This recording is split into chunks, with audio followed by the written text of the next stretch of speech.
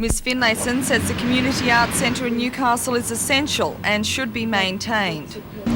Well, I think these sort of centres are really important. It gives people a chance to come together and decide what they want to do creatively, and I think everyone likes to explore their own potential in creative pursuits. It also gives people a beginning. I think it's very difficult sometimes to break into something which is more formal, and a place like this isn't threatening at all. And it does give people a beginning, a chance to explore, a chance to make mistakes, and it doesn't matter when I say mistakes, but to say, well, that's not for me. And it's very hard if you go into formal courses because you do have that sense of failure. And I also think now with increased leisure, I realise a lot of it's enforced leisure, unfortunately, but it is going to be really necessary to have these sort of programs. And I think that people have to look at new ways to do things, and I think that a centre like this does give people the opportunity to do that.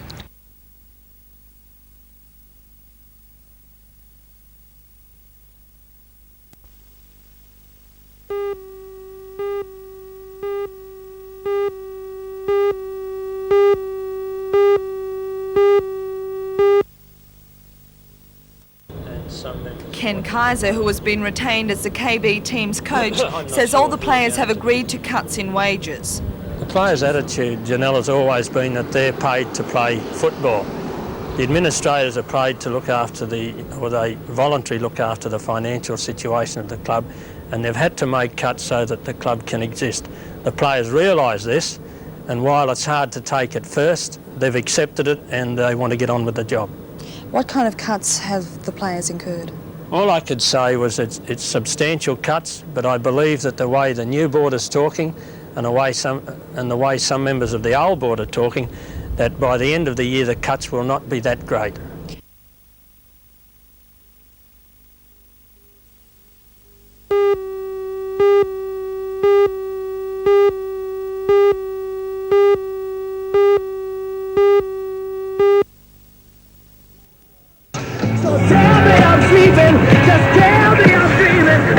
The opening night of the 1983 Newcastle show, and what a night. Wednesday is traditionally a quiet evening, but last night the showground buzzed.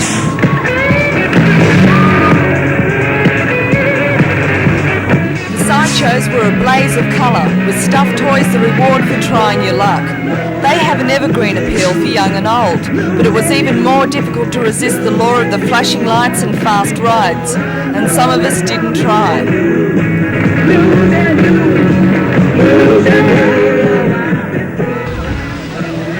here on the Hurricane, and this is what the show is all about. In the big ring, it was a night of extremes. This is what is affectionately termed the Shetland pony race. They are trained at Anna Bay by Bob Asquith and have raced at shows and gymkhanas all around the country. The ponies set a furious pace, and once they psych themselves into a gallop, there's no stopping them. And now to another set of wheels. This is the Marlborough Precision Driving Team. The drivers kept the crowd spellbound with their hair-raising stunts and expert driving skills. Meanwhile, the police were kept busy looking for lost parents. It's a difficult task, but these two boys in blue took it in their stride. Today, the Newcastle show enters its second day, packed with events sure to please.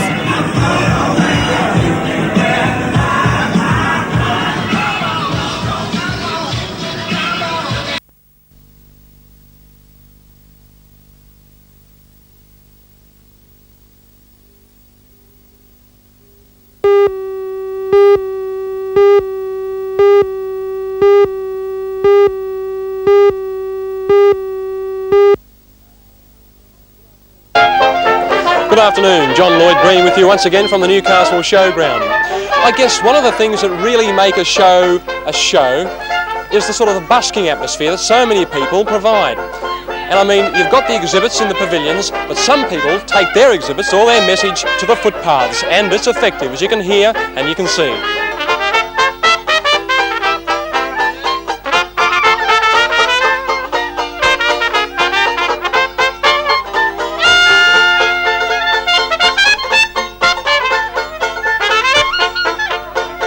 Perhaps not gimmicky gimmicky, but certainly somebody who hasn't got one of the biggest exhibits at the show, but he's been here for 35 years, and he does a very interesting job. Well, this young lady just sat in the chair. She's been here, how long have you been here? What, about a minute?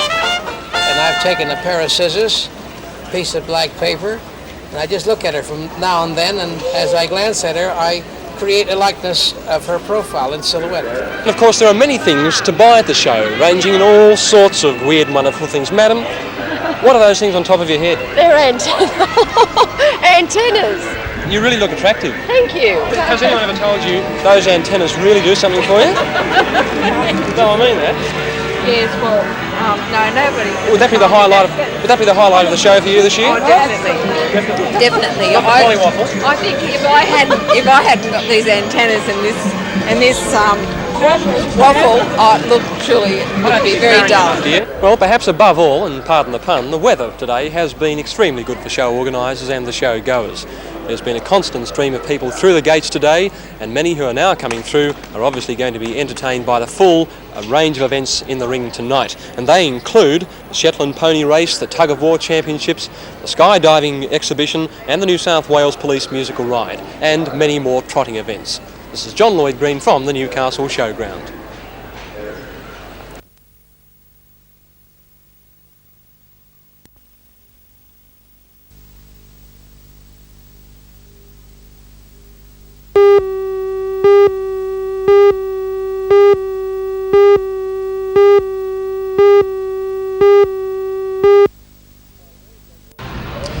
Hello there, John Lloyd Green with you again, and it's a very good afternoon to you from the Newcastle Showground. Well, things are really starting to happen here in the ring this afternoon with the show jumping. Already this morning one event has been decided, but we're just about to see the commencement of the BP Charlestown show jumping contest for B and C grade horses. The commentator for the entire show jumping events is Mr. John Nash. Well, the course is built to test the jumping ability of the horses and the judgment and riding ability of the riders. And they all have 2 rounds, or they should have 2 rounds if they can get a clear round in the first one, but of course they won't. What will happen is that every horse will have 1 round. Those with clear rounds, no mistakes, will then go into what we call the jump off, and they will be racing against the clock as well, so that if again we get equality, we will still get a result because the fastest time will win. And that's what it's all about now.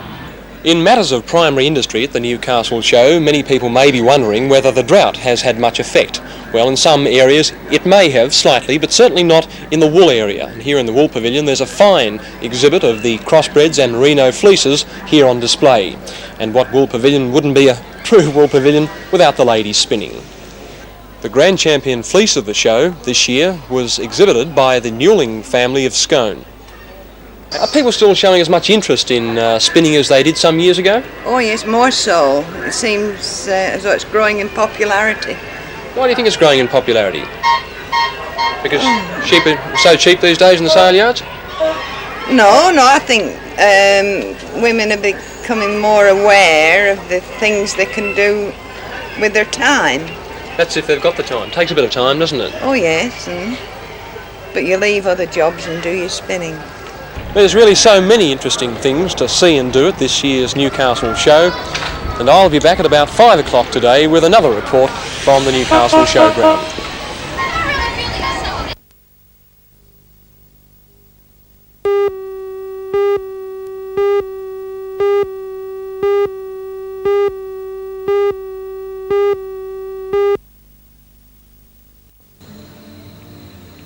The Hungerford Hill Winery was the last port of call for Ms Morcom as she rounded off a day's wine tasting in the Hunter.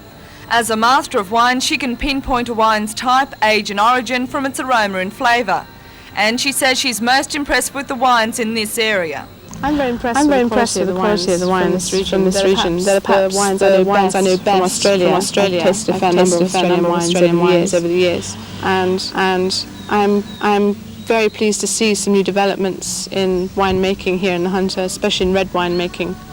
I appreciate the old style Hunter reds, but I do like to see the more elegant, more truly varietal styles coming out of the region. I think there's some wonderful white wines. I've not really had the opportunity of tasting many old Hunter whites, and I have done the last few days, and I think they're wonderful. Some of the old Semillons. Elizabeth, you're a master of wine. What does that actually mean? It's more an examination in the art of wine. It's a very broad-based examination, and it qualifies you, if you like, to buy wine from anywhere in the world. It's that broad-based.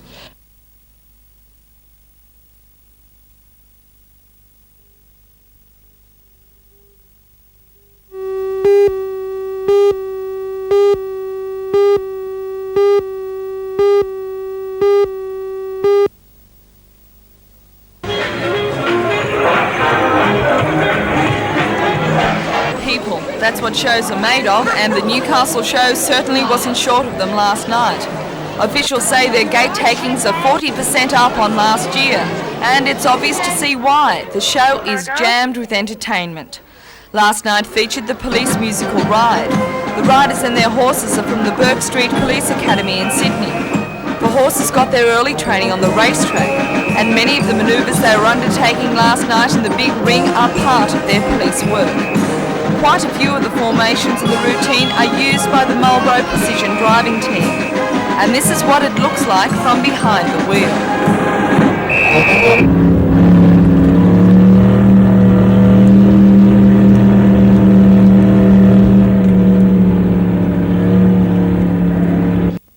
Lloyd Robinson has been managing the team for 14 years, and he says the 4 drivers' most difficult stunt is a reverse spin.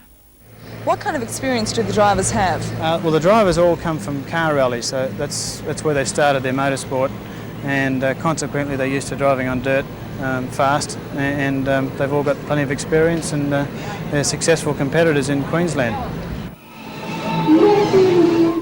Friday is the show holiday, so organisers are expecting a big crowd here.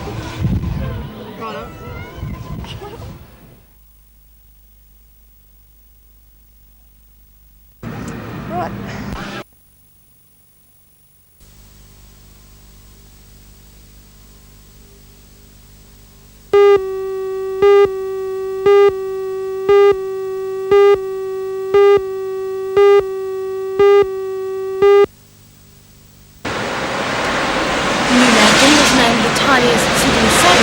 and Stroud was runner-up to Dorrigo in the category for towns with a population of less than 1,500. At last night's awards dinner held at Gloucester, 18 towns were commended for their tidiness. The overall winner, Orange, received $3,000 and a trophy valued at $1,000. Today I spoke with the chairman of the Keep Australia Beautiful campaign, Lady Galligan, and the mayor of Orange, Alderman Richard Niven. Alderman Niven explained what gave Orange the edge over its competitors. I would believe probably community involvement and the fact that we had something to work on. It wasn't as if we were doing up a dirty town. It always has had a name for being a very tidy town, and we just put the icing on the cake, so to speak. Lady Galligan, this is the second time the Tidy Towns competition has been run in New South Wales. Do you think it's helping the Keep Australia Beautiful campaign? Well, we think it's one of the major things in the New South Wales KAB campaign. The idea being that the towns are being involved at the community level, and I think that's one of the most important things. It's not much good just having a committee or a mayor like the Mayor of Orange, Mr. Richard Niven, enthusiastic. You've got to get the people of the place enthusiastic.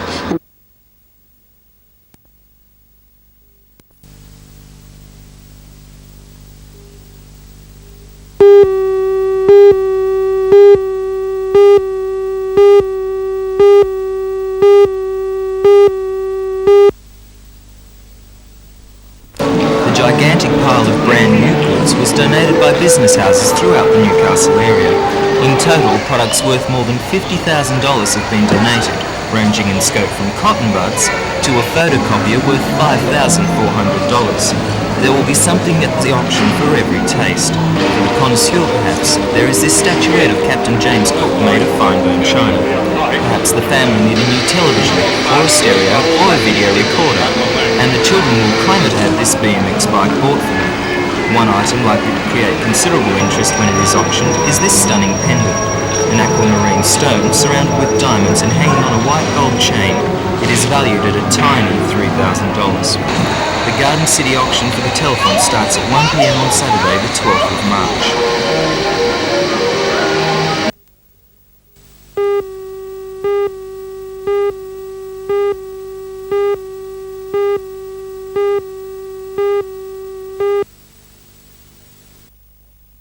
call from Rick Pennell from the Athletic Association in Melbourne and asked me to go to New Zealand and run in a 4x1 mile team against New Zealand for Australia, which made me pretty happy.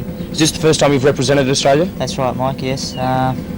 It's totally unexpected. I didn't even know the meet was on, so it's a big surprise. New Zealand boasts some pretty good one-milers. Johnny Walker be racing in this challenge? Well, I don't really know. I hope he's not. I think he'd probably be the difference. If he doesn't race, we've got a very good chance. But I'm not quite sure who the makeup of their team is. They're pretty even if he doesn't run. David, obviously this meeting in New Zealand will benefit you because you've got the Nationals coming up very soon too. That's right. Yeah, it's there in 3 weeks' time.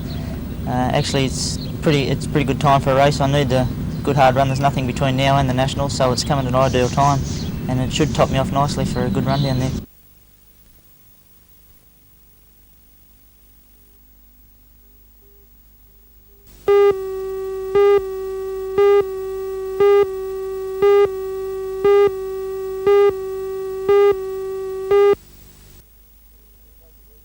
Yes, for the Rugby League we're very thrilled about it. It will be a top promotion. In 1982 it was a great fixture here for Newcastle, and we believe 1983 will even be better, of course, with the inclusion of 6-star Sydney players in the country lineup. Who were you actually competing with to get the fixture? Well, there was 3 or 4 other country areas put in for it for 1983, including the Tweed Heads. We thought that was the place where it was going to go, but the powers that be, the New South Wales Rugby League, are convinced that Newcastle is the place to play the fixture. What date will the fixture be on? It'll be played on Saturday the 21st of May at the International Sports Centre here, and we would be looking at a crowd with what we got last year and with the extra promotion this year with a better countryside going in, a record crowd for sure.